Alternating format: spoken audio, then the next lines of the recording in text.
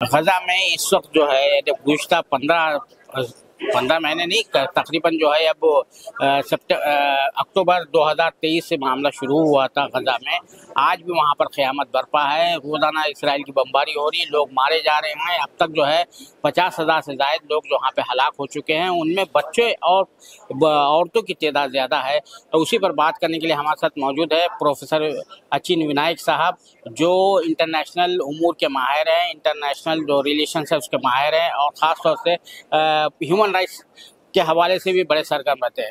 ये जो कुछ भी हो रहा है गजा में जो है, अब ट्रंप ने आके वहाँ पे विजिट भी किया है, गल्फ में आके विजिट भी किया है, और ऐसा महसूस हो रहा है, बताया जा रहा है कि वो ट्रंप साहब जो है डिस्टेंस कर रहे हैं नेतन्याहू से, लेकिन वहाँ पर जो है कत्ल गारतगिरी का सिलसिला जारी। मैं आप क्या बताऊं, ट्रंप गया था उस एरिया में, मगर उसने कुछ बात नहीं किया खास, और ये नहीं कहा कि हम इसको रोकेंगे। मगर क्या हो रहा है कि यूएसए और इजराइल के बीच में एक समझौता हो रहा है कि हम एड जो है एक प्राइवेट कॉन्ट्रैक्टर्स के ज़रिए से देंगे। और इसका जो आइडिया जो है, इसके पीछे क्या आइडिया है कि इजराइल अपना मारा मारी करता रहेगा, हाँ, ये जेनोसाइड करता रहेगा, और उनकी इच्छा है क्या है कि वो जो नॉर्दर्न पार्ट जो है गाजा का, उसको पूरी तरह से कब्जा कर ले और बाकियों को पुश करे साउथ में रात में। हाँ, और ये जो एड की बात हो रहा है, एक तो ये बिल्कुल यूएन वगैरह सब कह रहे हैं कि ये बिल्कुल गलत है, ये वेपनाइज कर रहे हैं एड को, क्योंकि इसका मुख्य उद्देश्य क्या है कि साथ साथ में इजराइल का जो प्लान जो है कि इनको पुश करे। हाँ, ये एड सिस्टम भी यही कहेगा कि देखो राफा में जाओ, हम वहाँ पर आपको कुछ देंगे। हाँ, और ये एक प्लान है, और ये बहुत ही डेंजरस और खतरनाक प्लान है।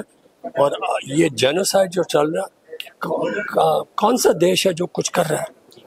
मिडिल ईस्ट में भी क्या कर रहा है? और अगर आप हिंदुस्तान का सरकार को देखो तो मैं क्या बोलूँ, हाँ, कि वो तो मानने के लिए तैयार नहीं है कि इजराइल जो कर रहा है जेनोसाइड है।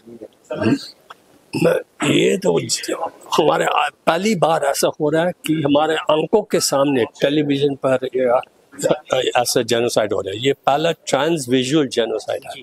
हाँ, और साथ में ये जो कम्प्लिसिटीज है, जो समर्थन जो कर रहे हैं पैसे के साथ, मटेरियल्स के साथ, वेपन्स के साथ, इतने सारे देश हैं वो कर रहे हैं। और वो देश जो वर्बली उसको निंदा करते हैं, वो भी कुछ हद तक पैसे दे रहे हैं या ये कर रहे हैं, ट्रेड कर रहे हैं वगैरह वगैरह। ये ऐसा नहीं चलेगा जब तक कई सरकार जो है सैंक्शंस करें, तो फिर दबाव आ सकता है, इसको रोक सकते हैं। हमारे सामने ये हो रहा है, मैं क्या बोलूं, और दुनिया भर में नहीं, मगर यूरोप में और नॉर्थ अमेरिका में कहता है। हाँ, कम से कम वहाँ पर तो सिविल सोसाइटी उभर रहा है, डेमोन्स्ट्रेशन कर रोक रहा है। यहाँ पर अगर आप कुछ करने की कोशिश करें इसराइल के बारे में तो रुकावट आ जाता है। हाँ, वो यूएपीए लगाते हैं। क्या स्थिति है? और ये रोहिंग्या के बारे में के साथ जुड़ गया है, क्योंकि कईयों ने कहा था देखो कि इंडिया का जो ये क्या कर रहा है, डेमोक्रेसी क्या रहेगी जब ये सब हो रहा है। तो ये किस तरफ डायरेक्शन में, दुनिया किस डायरेक्शन में जा रही है, जिस तरह का लोगों को जो है यानी इन ह्यूमन तरीके से मारा जा रहा है, और हम अपने आप को सिविलाइज भी कहते हैं, डेमोक्रेटिक कहते हैं, ह्यूमन राइट्स के डिफेंडर कहते हैं, सब कुछ कहते हैं, जो वेस्ट की बात है। फिर भी ये सब कुछ हो रहा है तब। पर ये देखो, और इंडिया अपने जो लार्जेस्ट डेमोक्रेसी अपने आप को कहता है, मदर ऑफ डेमोक्रेसी भी कहना चाहिए, मदर डेमोक्रेसी भी कहना चाहते वगैरह। ये क्या स्थिति है? अब मैं आता हूँ सर, ये ऑपरेशन सिंदूर हुआ, उसके जो फॉलोआउट्स है, किस तरह से जो है लोगों को पकड़ा जा रहा है, गिरफ्तार किया जा रहा है, ये जो अशोका यूनिवर्सिटी का वो जो मामला रहा है, तो ये इसके जो फॉलोआउट्स है, आप किस तरह से as a expert on international affairs? देखो, ये तो क्या हो गया कि दोनों साइड में इतना जिंगोइज्म बढ़ गया कि अब खतरा है कि भविष्य में वॉर हो सकता है। और अगर आप दो देश जिनके पास परमाणु शस्त्र हैं, इनके बीच में एक बड़ा वॉर हो, तो वो किस रास्ते में जा सकता है, ये बहुत खतरनाक है। और ये जो टेरर ग्रुप जो है, उनको क्योंकि हिंदुस्तान का सरकार ने कहा कि अगर ये फिर दोबारा होगा तो हम बड़े पैमाने पर हम फिर होगा। आप एक टेरर ग्रुप को इतना शक्ति दे रहे, एक किस्म का पॉलिटिकल शक्ति दे रहे कि अगर भविष्य में ऐसा कुछ होगा तो दो देशों के बीच में, दो जनता के बीच में इतना बढ़ जाता। तो ये टेरर ग्रुप को इतना इम्पोर्टेंस नहीं देना चाहिए। ये बहुत ही खतरनाक बात है। हाँ, उन टेररिस्टों को जो किया है पहलगाम में, उनको पकड़ना, उनको पनिश करना, ये सब जरूरी है, मगर इनडायरेक्टली इतना उनको शक्ति देना कि अगर आगे भविष्य में कुछ हुआ, और ऐसा नहीं है कि पाकिस्तान का सरकार एक सुसाइड बॉम्बिंग को रोक सकेगा। हाँ, पाकिस्तान सरकार स्पॉन्सर कर रहा है, ये गलत बात है।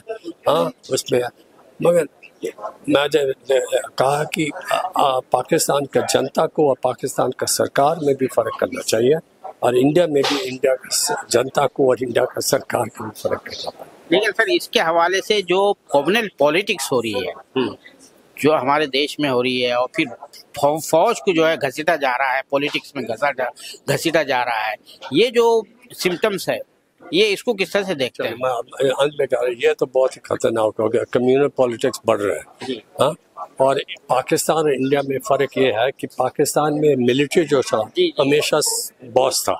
हाँ, इंडिया में एक लोकशाही व्यवस्था था। हाँ, मगर ये लोकशाही व्यवस्था को मिलिटराइज हो रहा है, और ये एक बहुत खतरनाक बात है, क्योंकि पहले सिविलियन और मिलिट्री में हुआ। तो ये जो डेंजर हो रहा है इंडिया का लोकशाही व्यवस्था को, इसको देखना और ये जो हो रहा है बहुत ही डेंजरस है।